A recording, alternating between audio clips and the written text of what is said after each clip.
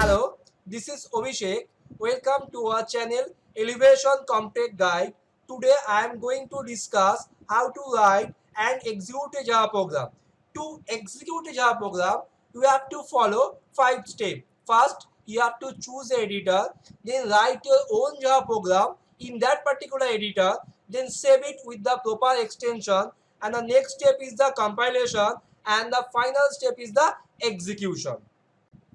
Now, let's move on in details. As an editor, you can choose Notepad, Notepad++, or any other editor. Besides of this, you can also use the IDE, that means the Integrated Development Environment, which is a very good platform for developing the large application because 70 to 75% was automatically handled by the IDE during the development of a particular application, like the automatic package import, automatic compilation, and the lots of error automatically handled by the IDE. But it is requested to the beginner to use the Notepad or the Notepad++ initially for the better learning. To write a Java program, first open a notepad, then create a new file and then write your own Java program. Please note that Java is a case sensitive language, so while writing the program, you must take care about the case. Okay, this is the very basic Java program where we want to print or display a statement, that is the hello from Java. Now, let's discuss the meaning of each and every line of this program. In this program, the first statement is the importing statement. Okay. If we are familiar with the C or C++, then you know to use or access any predefined function, you must add or include the header file. Otherwise, you are not able to access any predefined function. Okay. It is also true for the Java, but the difference is that in Java, everything must be resides or written within a class. So, if you want to access the property of any predefined class, you must import that class. So, the question is, what is the common statement for importing any class? The common statement is import space Java dot package name dot class name. Okay. In this particular example, we use two predefined class. One is the string, other is the system. So to import these two class, you have to write these two lines at the beginning or the starting of your program. Okay.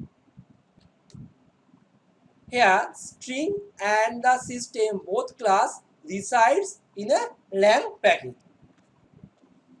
If we want to access the more classes of the lang package, instead of writing the multiple import statement, it will be better to use a single statement, that is import space java dot lang dot star. Star means we are importing all the classes of the lang package and we can access the property of all the classes from our class. Okay. So please note that for writing any Java program, most of the class interface methods are grouped together into the lang package. Okay. So it is impossible to write any Java program without the lang package. So by default, the lang package is available to every Java program and it is not required to import the lang package explicitly in your Java program. So if we remove these two lines, then remaining code will execute properly. After the import section, the next section is the class declaration section.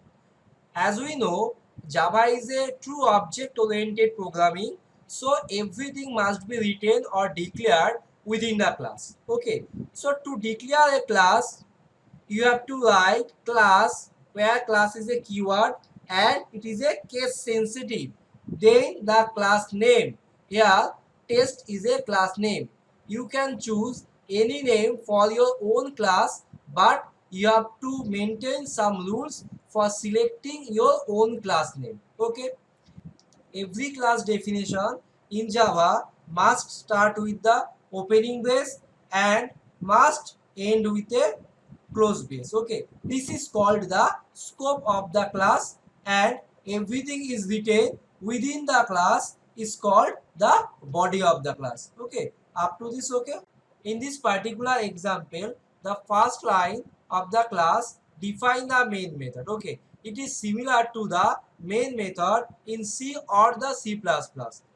This is the starting point of every Java program.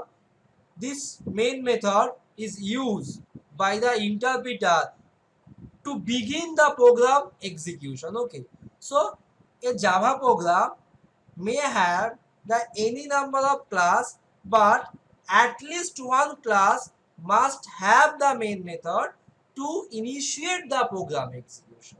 Okay, now let's understand the meaning of each and every word in this line.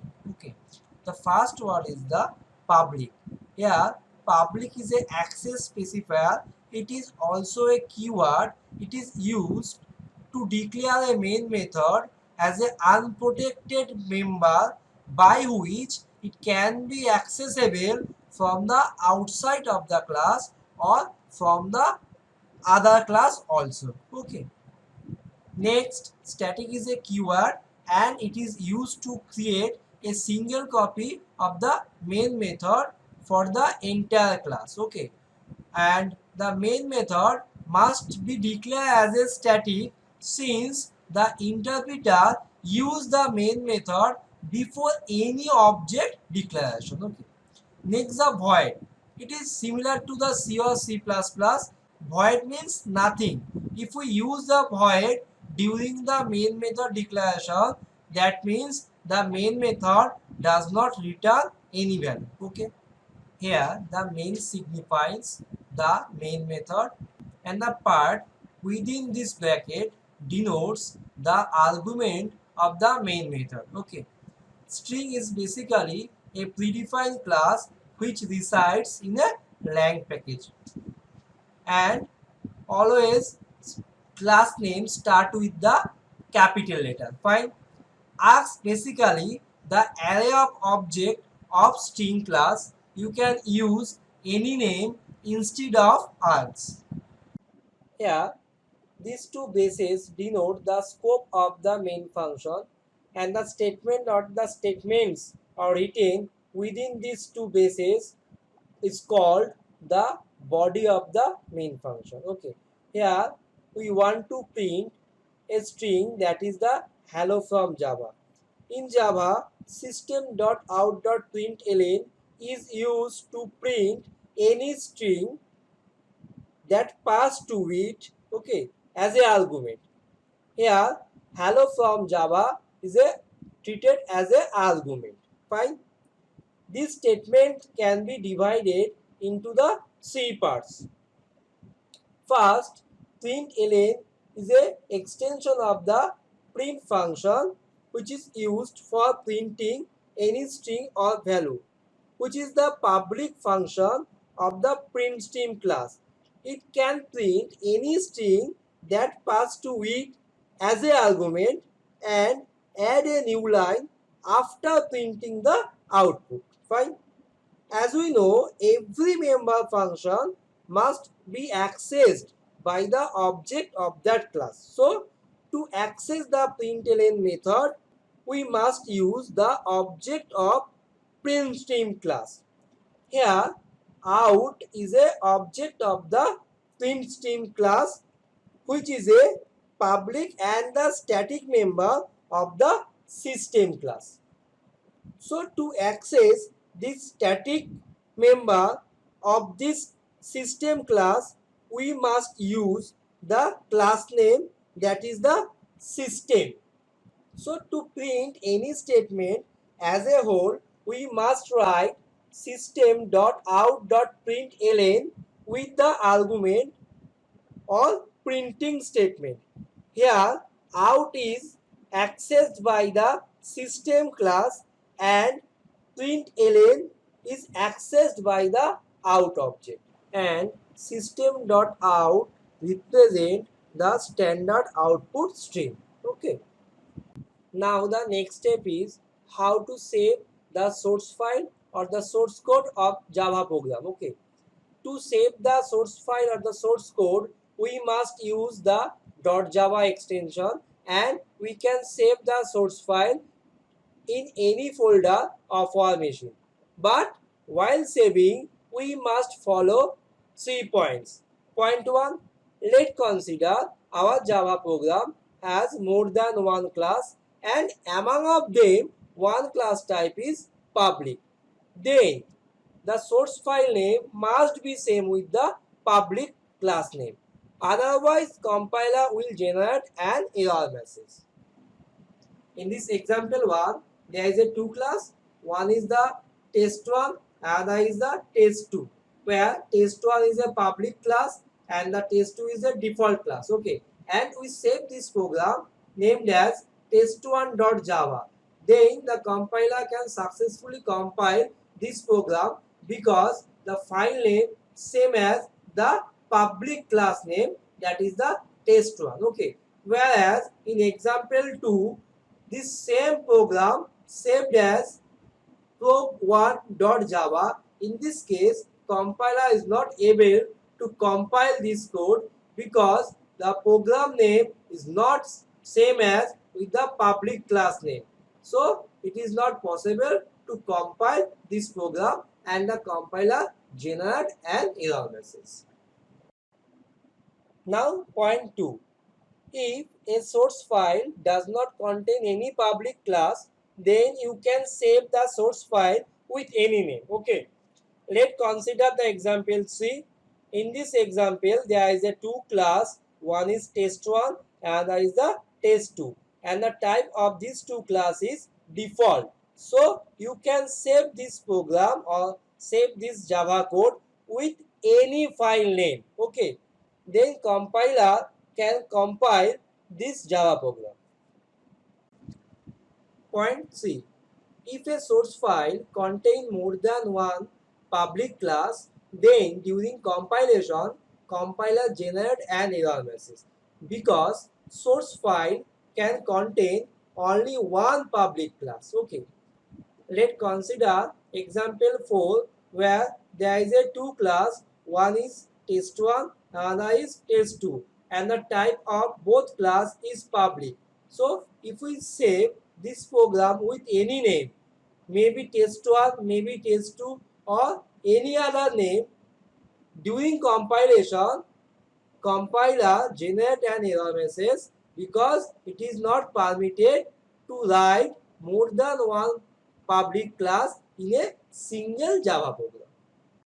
This is a simple Java program with two classes, that is test1 and test2, and it is saved as myprog.java. After saving the source program, the next step is the compilation. So the question is how we can compile a Java program.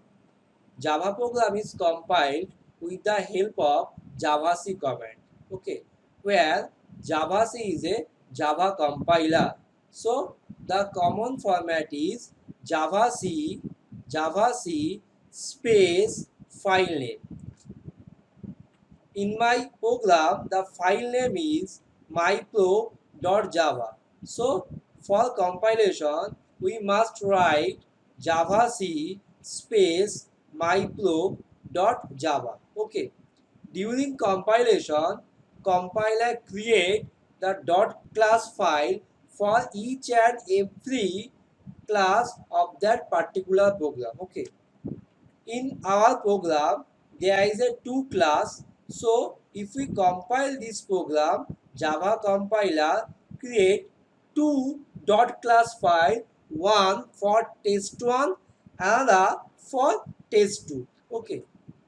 Please note that we can compile more than one Java program at a same time. Okay, let's consider test1 and proc2 are two Java program and it is saved in a single directory. Okay, so if we want to compile these two source file at the same time, then we must write javac space test1.java space proc2.java. Okay, whereas if we write javac space start.java, then it means it compile all the source file that resides in a single directory. Fine.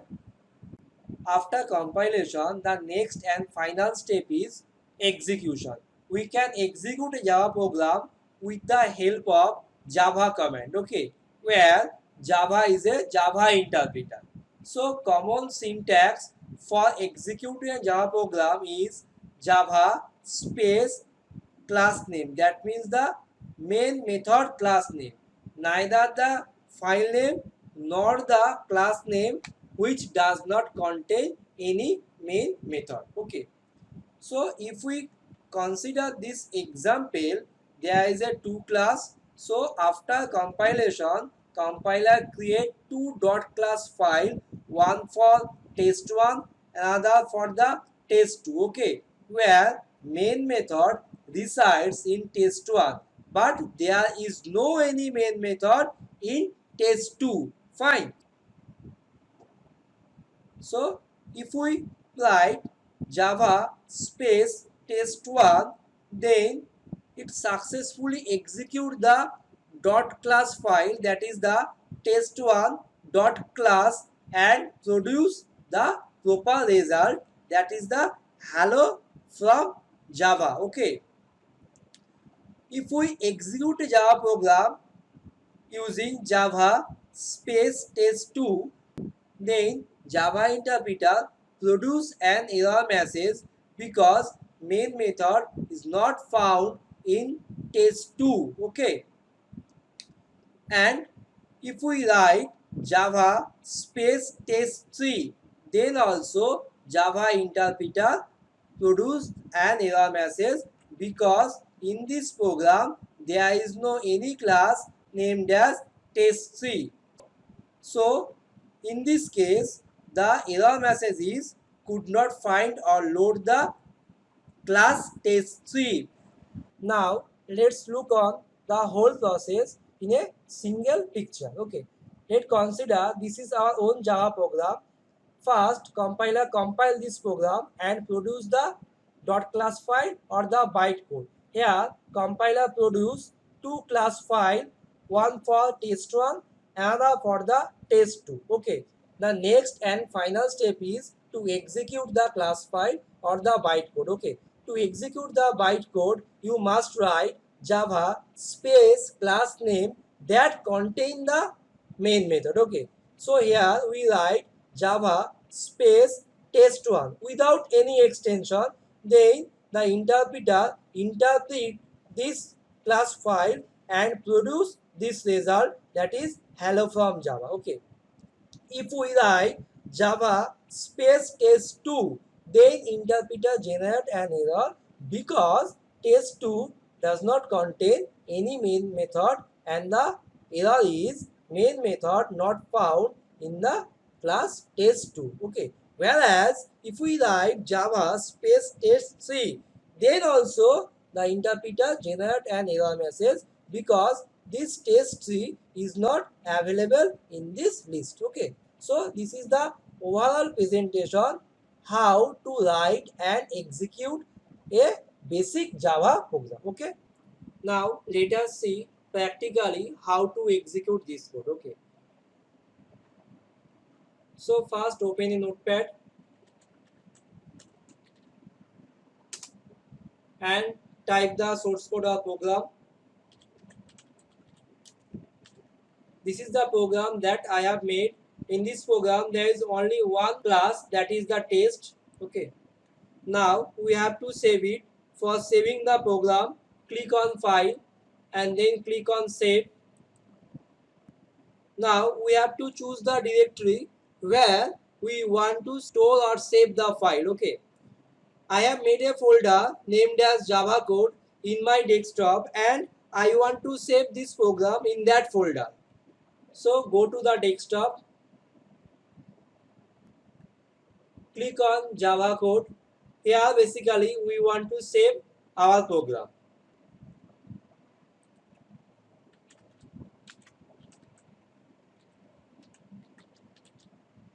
Here myprog is the file name and .java is the extension. Okay, then click on save option.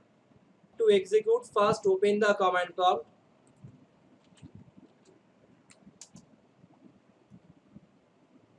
As we have saved out our program in the Java code folder that resides in desktop, so now we have to go that folder using the cd command. For this, first copy the path of Java code folder.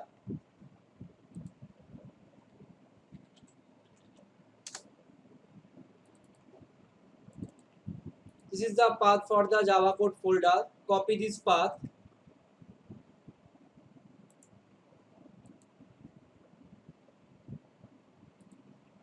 and write cd space and paste the copied path and then press enter.